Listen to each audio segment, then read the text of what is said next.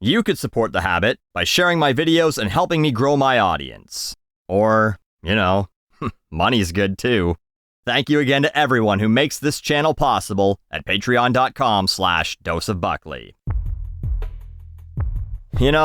Call me old-fashioned, but don't you miss the good old days?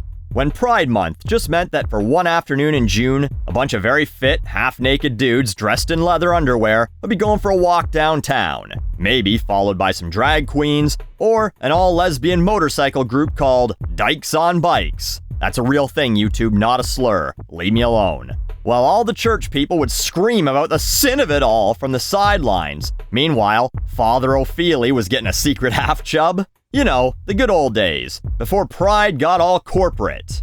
Now, as many of you know, despite whatever people have called me in the comments sections over the years, I'm a straight, white, cis man. So naturally, I need to express my opinion on this whole thing that doesn't affect me.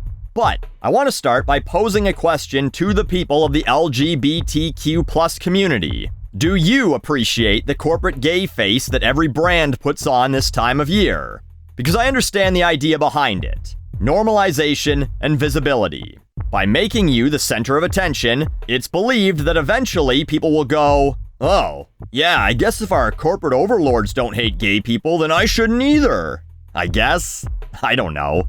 But it's the representation that some say is the important part. But on the other hand, your lifestyle, your sexuality, who you are, is being used as a marketing tool, as a sales tactic, as a way to sell some rainbow-colored merch or to let brands get away with pretending that they're all inclusive and progressive. Meanwhile, a manager at their head office recently passed on a new hire because he wouldn't want to have to listen to their fruity lisp all day. I guarantee you that's still happening in the very companies who are changing their logos on social media and talking about how much they support Pride Month. So, I thought it'd be fun to look at some of the companies in 2022 who are rainbowing their logo up to look like they care.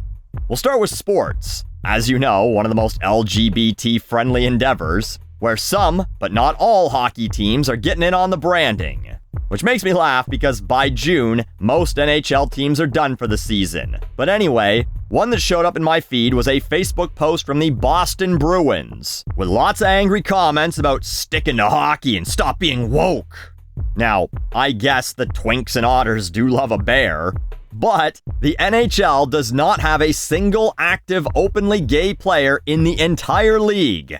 Not one. They proudly announced just last year that Luke Prokop was the first openly gay player to be under NHL contract, signing to the Nashville Predators. Which, by the way, that's a bad headline. First openly gay NHL player is a Predator. But after signing him, they immediately sent him back down to play for the developmental AHL team, the Calgary Hitmen. Is no one else hearing this? The Predators, by the way, do not have a Pride version of their logo. But anyway, I would be willing to bet that if anyone would tell the truth, many hockey players would still be uncomfortable with having a gay teammate in the locker room in 2022.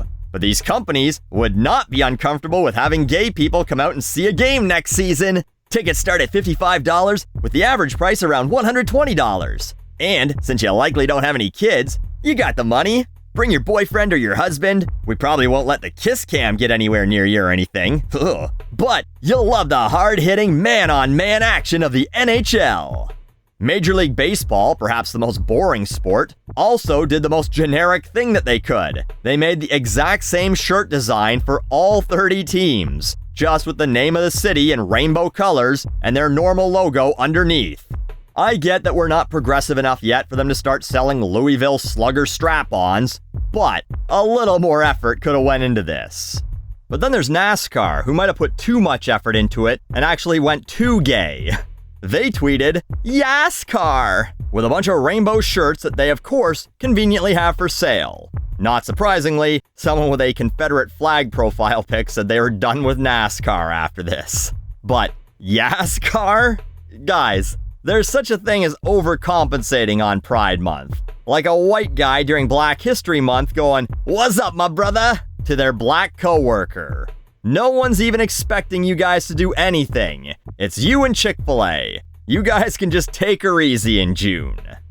And somewhat sports adjacent, Peloton, the company who sells stationary bikes for yuppies, is also selling some hoodies in June that are sort of rainbow tie-dye, sort of tiger striped. So I guess you can look like a Canadian hippie hooker. Cost, by the way, $82 US, $110 Canadian. Again, they know all your money is disposable income, so dispose of it directly into their accounts. Now, they did claim that they'll be giving away $100,000, which is made back by only 1,200 hoodie sales among the 2.5 million subscribers they have, by the way. They've also said that they'll be highlighting some of their LGBTQ identifying trainers. Like, hey, look, gay people can ride bikes in their basements too. Straight people aren't the only ones who love being fleeced into paying a subscription service to do something that you can do for fucking free outside anytime you want. Now, let's check out Victoria's Secret. Victoria's Secret, apparently, was that she was in the closet with all her underwear this whole time.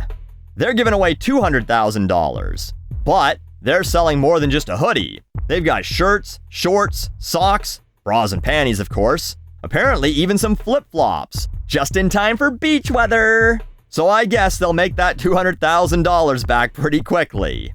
Like, that's the part that seems relatively disingenuous to me with all these companies donating. You're not donating from your profits. If anything, this is a fundraiser in disguise. And if these companies happen to make, say, $400,000 off the sale of a bunch of rainbow-colored shit, hey, even better.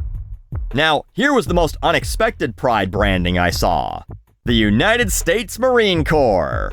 Now, I thought Pride was more of a Navy thing. The Village People never did a song about the Marines, but anyway, this one, of course, upset a lot of people on social media. Which I've never understood the whole, oh, the military's going woke thing. Because I've never understood the military not wanting gay people to serve in the first place. The old don't ask, don't tell policies and things like that. Do you really care who becomes a bullet sponge? Are gays less effective at dying for their country in whichever conflict that they've made up this week to justify getting oil? But this image, I have to imagine, hasn't just upset the why no straight pride people. This has to have upset some people in the community as well. Rainbow bullets? Considering many pride parades don't even want uniformed police officers involved anymore, I'm sure they don't want instruments of death associated with pride. But hey, maybe next year the Marines can double down and paint up a rainbow claymore mine. Here in the Marines, we know love is love, and you'll love blowing the enemy. Blowing them up. With our inclusive explosives that don't care if you're gay, straight, bi, trans, or whatever else all them colors mean. Everyone bleeds red. So anyway, again, I ask the people that this matters to the LGBTQ plus community, who could really use a snappier acronym. Do you like this? Does this make you feel good? Or does it make you feel more used than a glory hole on a Saturday night? Like, me personally, if in July they trotted out short, pasty white dudes who spend too much time on Twitter as an aesthetic to try and sell plain black pants and polo shirts, I'd personally feel a little less humanized, really. Like I'm just some sort of mascot. But again, I'm just an old straight white dude. My opinion on this? Not relevant. Someone's pandering to me every other month of the year, so I'm pretty used to it by now. Oh, that girl has nice tits. I guess that's the beer I should buy. But it seems to me that Pride went from being about pissing off the religious right, who didn't see you as humans, to getting pandered to by corporations who only see you as dollar signs. At least in that way, you're being treated as equal as the rest of us, so I guess that's a win. But now that Pride Month has become an opportunity to really suck you dry, strap on in, because year after year, they're gonna ride you all the way to the bank.